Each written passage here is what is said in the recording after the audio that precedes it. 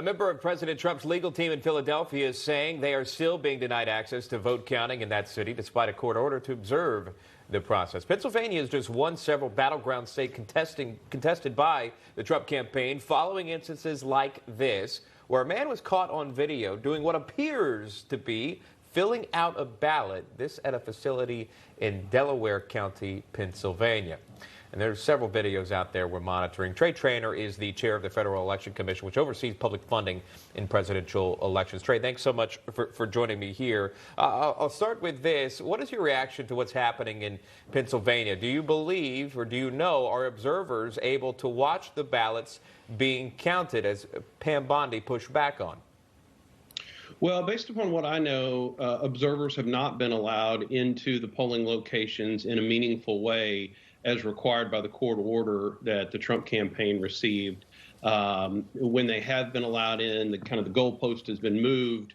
They were supposed to be allowed within 6 feet of the ballots, and they have not been allowed that meaningful access. You know, and our whole political system is based upon transparency to avoid the appearance of corruption. And that's what we do at the FEC every day. And now we're seeing this play out in Pennsylvania and other states where there's not transparency in this election. Trey, as we move forward in modern times, everyone has a cell phone. There's video just about everywhere. You can see just about everything. And the video we just showed earlier appears to show someone filling out the ballot at the table. There's so many videos out there. And again, we have to confirm all this stuff. But do you believe there is voter fraud out there, specifically in Pennsylvania and other states that are weighing heavily in on this election?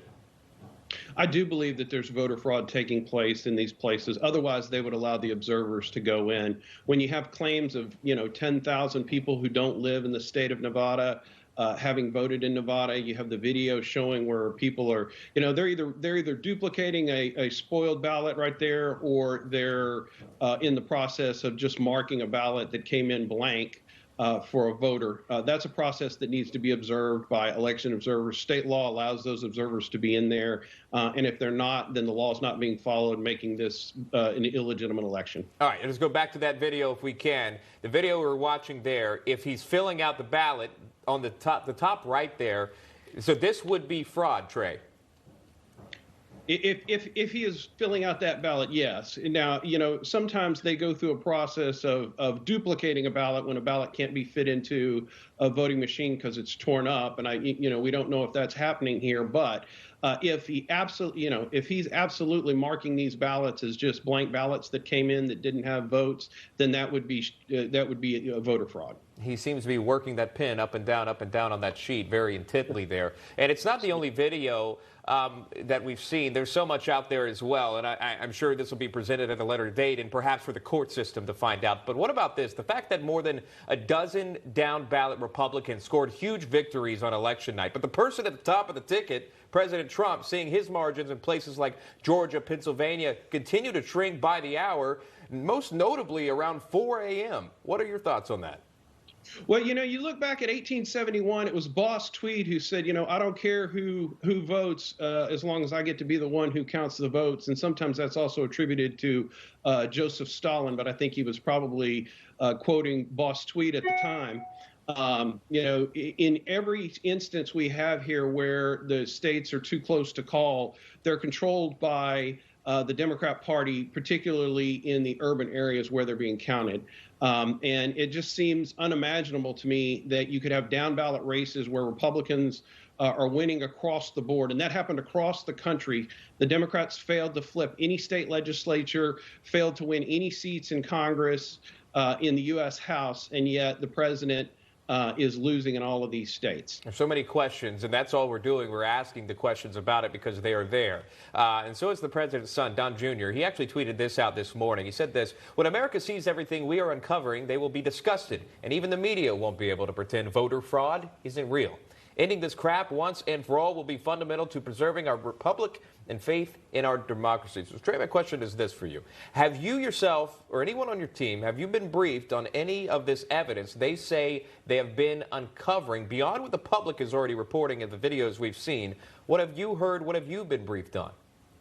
Well, we really haven't been briefed on any of it, given that we don't, the states control the elections, and the FEC really doesn't have any jurisdiction over how these are being handled at the state level. For the federal level, they would communicate through the Elections Assistance Commission. But from what I've seen of the lawsuits, there are very valid allegations that are being made that need to be fully vetted by the court system. And ultimately, we're probably going to see these things end up in the U.S. Supreme Court with various challenges under the 14th Amendment. This is what we thought that we'd see. Pack your patience. Last question for you. I know that you said that you wanted Democrats rather, wanted to limit money in politics, but spent $100 million each against McConnell and in South Carolina, Lindsey Graham. Additionally, Bloomberg blew $100 million in Florida. That didn't work out. Can you expand on that for me? Well, we've seen the big issue for the Democrats when they took control of Congress was H.R. 1, and they want to limit the amount of participation via money in politics, and yet they were the biggest spenders in this election cycle. When you have over $300 million being spent by one party to take out, one state and two sitting incumbent senators, it's just, to me, seems like they're speaking out of both sides of their mouth. Where they say they want to have change in our electoral system and limiting money in politics, and then they become the big spenders in the process. All right, Trey Traynor, it's always great to see you, sir. I know you're a busy guy. We appreciate your time. Thank you, Trey. Thank you for having me.